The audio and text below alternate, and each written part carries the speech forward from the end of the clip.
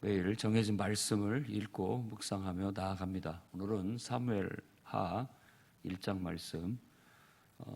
우리 성경에는 사무엘 상과 하가 구분이 되어져 있지만 말씀드렸다시피 히브리 원전에는 사무엘기로 해서 통합되어 있어서 상하 구분이 없습니다. 하나로 이어지기 때문에 우리가 31장을 보고 1장으로 다시 넘어왔습니다만 그 이야기는 그냥 계속 흐름상 이어져 나아가고 있다는 걸 우리가 알아야 되겠습니다. 시작은 사울이 죽은 후에, 사울이 죽은 뒤에, 그러니까 사울은 한쪽에서 지금 블레셋과의 전쟁에서 길보아 전투 중에 전사하였고, 다윗은 시글락에 와서 아말렉 족속이 자기 시글락 지역과 가나안 남부 지방을 약탈하고 가는 것을 발견하고 와서 그들을 쫓아가 그들을 물리치고 포로로 끌려갔던 가족들과 모든 가축들을 전부 다 되찾아서 돌아오게 됐고, 이틀이 지났고 3일째 됐을 때 이 전쟁에서 한 병사가 다윗 왕에게 이 사실을 보고하러 달려오는 거예요. 이 병사는 소년이라고 얘기하고 있지만 이제 젊은 병사이기 때문에 소년이라고 그렇게 얘기를 한다고 볼 수 있고요. 그가 달려와가지고 다윗 왕한테 사울 왕의 죽음을 알립니다. 그가 온 이유는 그걸 알리면 다윗 왕이 굉장히 기뻐하고 자기에게 포상을 해줄 걸로 기대하고 왔다는 겁니다. 그래서 그가 좀 부풀려서 거짓을 보태어 마치 사울 왕이 죽어가고 있는데 자기 죽여달라고 해서 자기가 죽였다, 이걸 강조하고, 왜냐하면 이 사울과 다윗의 관계는 숙적 관계 같이 정적 관계이기 때문에 굉장히 서로 미워한다고 생각했고, 그를 죽였다고 하면 굉장히 기뻐하고 자기를 포상할 줄 알았기 때문에 그 부분을 거짓말로 덧붙여가지고 보태는 겁니다. 사울 왕은 스스로 죽었지만 스스로 영웅적인 자결을 했는데도 불구하고 자기가 죽였다라는 걸 강조하고, 그 다음에 왕관하고 왕의 팔찌를, 왕을 상징하는 왕관과 왕의 팔찌를 자기가 그걸 빼왔다라는 거. 근데 그것은 이제 직접 그 물건을 가지고 왔기 때문에 사실이라고 생각됩니다. 그러니까 아마 이 병사는 아마 전쟁에 패하고 도망을 가면서 사울 왕이 죽은 것을 목격했을 것이고, 그 왕관과 팔찌를 가지고 다윗 왕한테 가서 이 사실을 보고하고 자기가 상을 받고 혹은 더 출세하려는 그런 의도를 가졌던 것 같습니다. 그렇게 와서 기쁜 마음으로 기대에 부풀어 그 얘기를 했지만, 그 얘기를 들은 다윗 왕은 좋아하기는커녕 옷을 찢으며 굉장히 슬퍼하고, 옷을 찢었다라는 것은 극도의 슬픔 그리고 또 분노, 이런 것들을 표출한다고 볼 수 있습니다. 그의 왕의 죽음과 그의 아들 왕세자죠, 요나단의 죽음 앞에 자신이 옷을 찢고 통곡하고 또 크게 분노하고 하는 걸 나타내게 됐고, 다윗의 병사들도 똑같이 그의 죽음을 슬퍼하고 애도하는 그런 모습을 갖습니다. 그러면서 이 사울 왕의 죽음을 이용해서 출세하려고 했던 이 사람을 아말렉 출신 병사라고 돌립니다. 그러니까 이 사람이 이스라엘 백성이었다든지 이스라엘 군사였다면 좀 더 큰 문제가 될 수 있습니다. 그런데 그가 멋모르는 아말렉 출신의, 결국 아말렉 출신이었는데 나중에 이 이스라엘로 이렇게 교화해서 이스라엘 사람이 된 그런 사람 중에 하나라고 돌리게 되는 것입니다. 우리도 사실 이렇게 부정적인 어떤 일을 한 사람을 대놓고 직접 얘기하기는 그렇죠. 그냥 가능하면 우리하고는 별로 상관없는 그런 사람으로 이렇게 돌리고 싶어 하는 게 있습니다. 왜냐하면 공동체를 보호하기 위한 그런 장치라고 할 수 있어요. 만일 이런 불의한 일을 우리 중에 했다라고 하면 서로 네가 했어 누가 했어 해서 반목하게 되고 서로 불신하게 됨으로써 공동체성이 와해될 염려가 있기 때문에 그렇다고 볼 수 있는 거죠. 결국 다윗 왕은 그를 죽이라 해서 그는 거기에서 사형을 당하고 맙니다. 그리고 난 다음에 17절부터 이제 나머지 절까지의 애가 슬픈 노래, 이건 시이기도 하고 노래이기도 한 그런 애가를 지어서 유다 모든 사람에게 이걸 가르쳐 부르게 하라고 그렇게 지시를 하는 내용이 나옵니다. 슬픈 노래, 곧 사울과 요나단을 위해서 지어 그들을 추도하기 위해서 지은 노래라고 할 수 있습니다. 지금으로 말하자면 장송시, 장례를 위한 시, 노래 이런 것들로 말할 수 있죠. 야살의 책이 나오는데 이 야살의 책이라는 말은, 야살이라는 말은 바른 이런 뜻입니다. 바른. 그 야살이라고 했을 때 바른은 보통 명사가 되고 이것이 이제 어떤 사람을 지칭하는 것으로 의미가 되게 되면 바른 사람들의 책 이렇게 해서 이 야살의 책에는 전쟁에 관련된 전쟁사를 담고 있습니다. 전쟁에 나아가서 어떤 공적을 올렸던 사람들의 전쟁사를 모아놓은 책이 야살의 책입니다.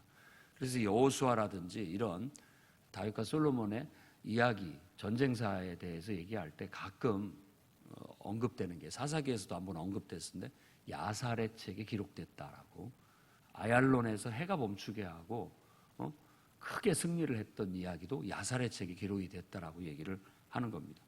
이 노래도 야살의 책에 기록이 되어져 있다라는 겁니다.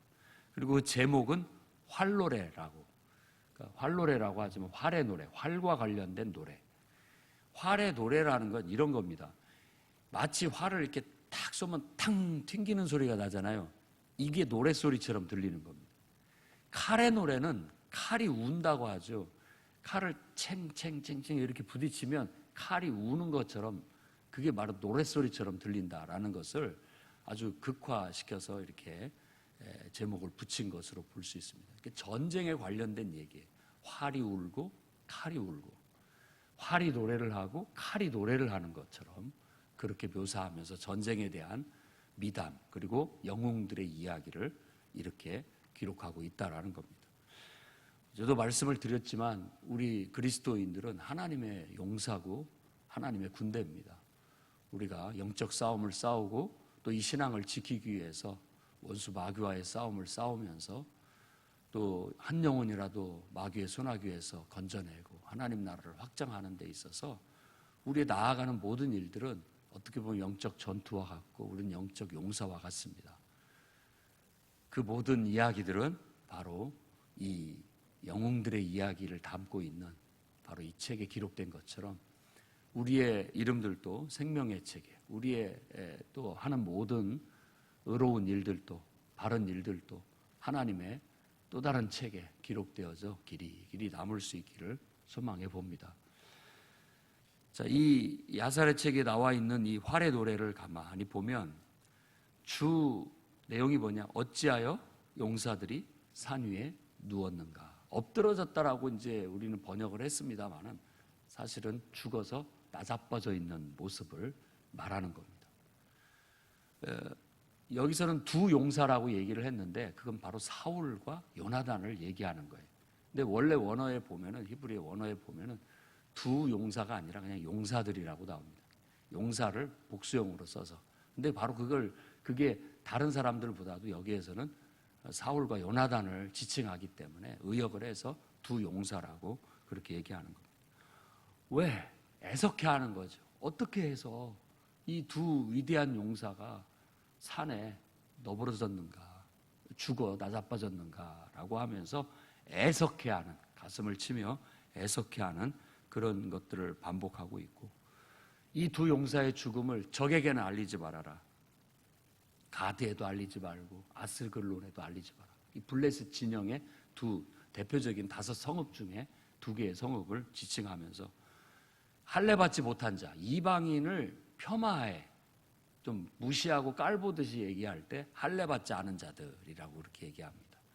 우리 또 물 건너 나라 사람을 뭐 쪽발이라고 한다든지 또 뭐 저기 그 떼궁 놈들이라고 한다든지 이런 식으로 얘기하는 건 그 특징을 살려서 그들을 좀 약간 폄하하듯이 얘기하는 것처럼 할례받지 않은 사람이라는 건 이방인을 총 지칭하는 겁니다.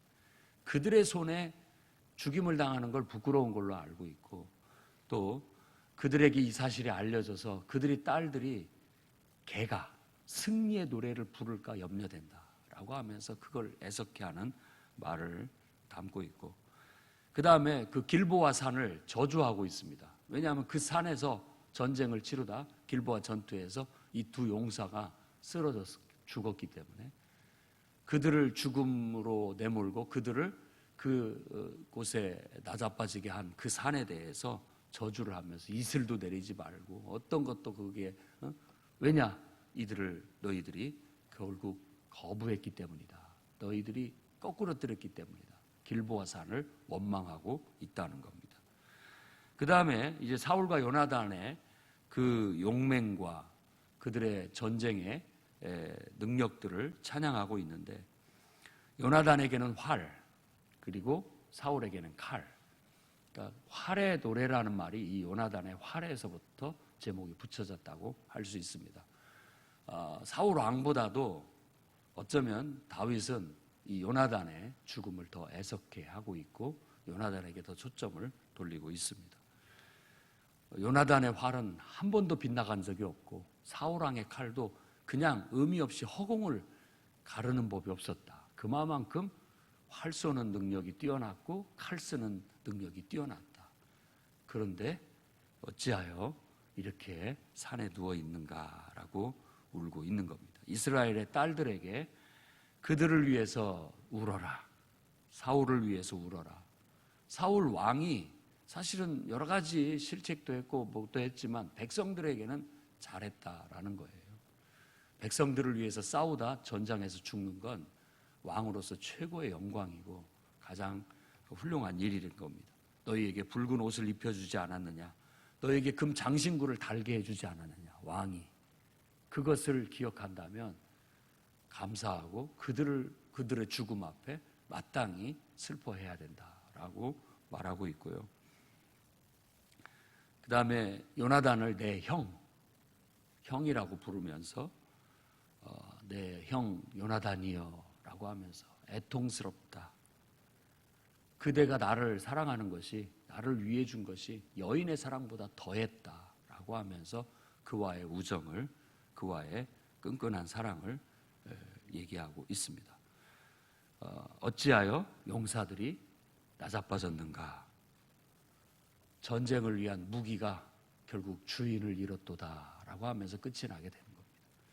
그러니까 이 시를 보면은 굉장히 잘 썼어요. 굉장히 잘 썼고 감동적입니다. 보통 훌륭한 지도자나 위인들이 죽게 되면 시인들이 시를 써서 낭송을 하곤 합니다. 그것은 바로 슬픔을 위로하고 또 그 사람을 이렇게 치하하고 공적을 치하하고 모든 사람의 이렇게 그들의 슬픔을 알리기 위한 그런 것들로 지어지는 겁니다. 깊이 한번 묵상해보고 우리네 인생도 언젠가는 쓰러지게 되는데 정말 의미 있고 값진 일을 하다가 죽었으면 좋겠습니다. 그걸 위해서 우리가 기도하고 우리들의 삶 또한 영웅들의 이야기처럼 그리스도의 제자로서 하나님의 용사로서의 삶을 살았노라고 누군가가 시를 지어주고 누군가가 노래를 부르며 우리의 죽음을 애석해 할 수 있는 그런 인생들을 살아가시기를 주의 이름으로 축원합니다. 기도하겠습니다. 자비 하나님,